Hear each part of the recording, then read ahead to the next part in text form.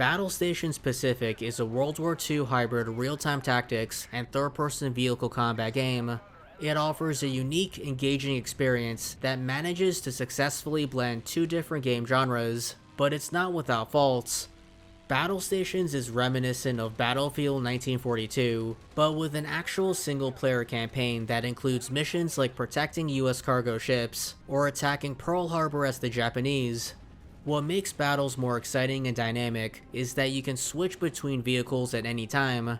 With the press of the D-pad button, you can quickly and seamlessly switch from flying a plane in the middle of dogfighting to driving a battleship as you bombard an enemy aircraft carrier with artillery fire. When doing this, the AI takes control of any vehicles you leave behind. Overall, the vehicle switching is a great way of keeping you in the action, but playing the game purely as a third-person vehicle combat shooter can get stale, and is not how the game is solely meant to be played. You should also be giving orders to your AI-controlled units as well.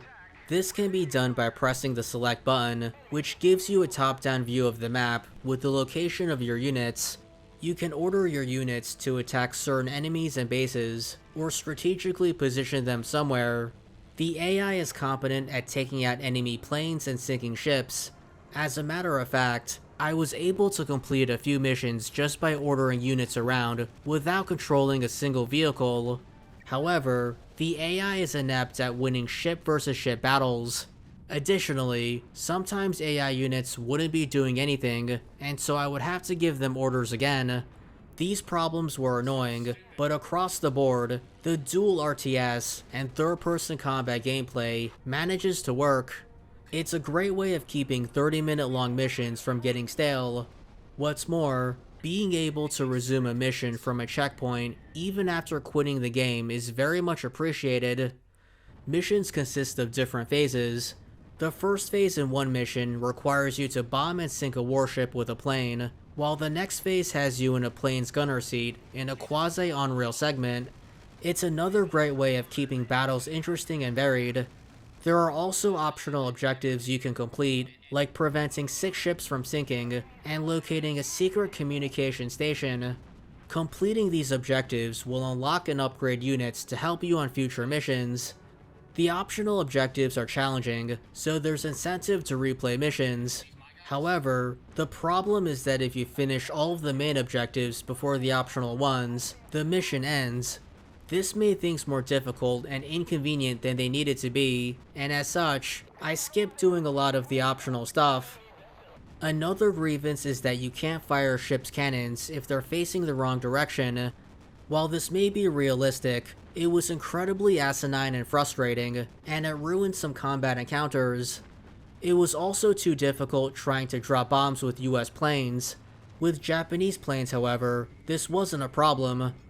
Some vehicles handle differently from one another, but it was a complete mystery what the strengths and weaknesses of each plane were when launching them from aircraft carriers. The only thing differentiating the planes were their payloads, but most of the time I just selected the biggest bomb that was available, which didn't feel very tactical. One payload that can be selected is a torpedo, but it's too difficult to hit a ship with it.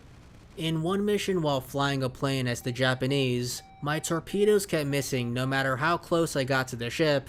Out of frustration and desperation, I intentionally crashed into the ship kamikaze style, but to my shock and disappointment, the ship didn't occur any damage. This was even more egregious, considering there's one US mission where you have to shoot down kamikaze planes that crash into ships and damage them. Battlestations isn't a deep or complex strategy game, nor is it a vehicle simulator. It takes a little bit from each game genre and blends them together to create a unique, engaging game that offers an interesting mix of gameplay. The game leans more on the casual side of things, while maintaining some realistic elements, like having to lead your shots. It's also arcadey in that you can regenerate your ship's health over time by repairing the ship. It's a nice balance, even if the game is a jack of all trades, master of none. Battlestations is worth recommending, but the $9 price may put some people off.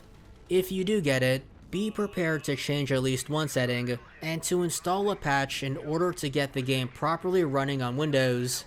Fortunately, these are very easy to do thanks to an online guide.